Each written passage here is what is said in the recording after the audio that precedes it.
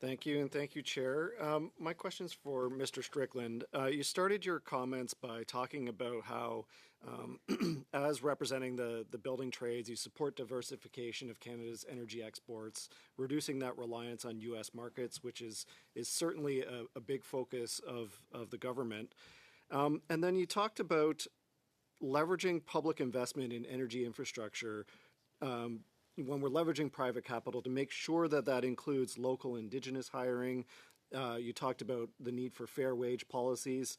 I was wondering if you could expand on that and also how we can include Buy Canadian policies when it comes to developing Canada's energy exports.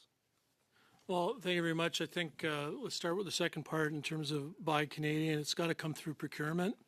And I think there's a similarity between Buy Canadian requirements through procurement. Like I referenced TMX pipeline, for example. You know, much of that pipeline did not come from Canada. Now, there was some issues with respect to the diameter of the pipe, and it was only sourced from overseas. But, you know, these are the kinds of things that we need to do a better job of in Canada when we're building major infrastructure projects.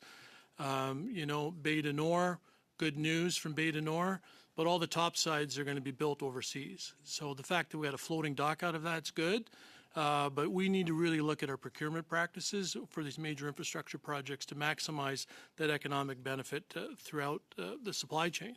In terms of workers' benefits, and our position is whenever there's a tax incentive or direct Canadian dollars, Canadian taxpayer dollars going into a project, that those projects must have requirement for prevailing wage, just like Bill C-59.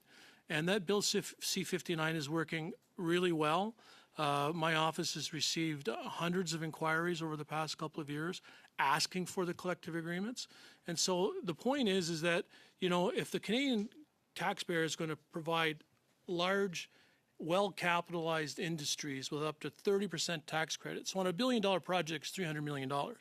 My point is you better make sure it's tied to the best wages that are available in the marketplace. That's the prevailing wage. That's the union wage. Doesn't necessarily mean you got to hire 100% union, but if you're going to hire a non-union person, you pay them the best wages that are available in that market.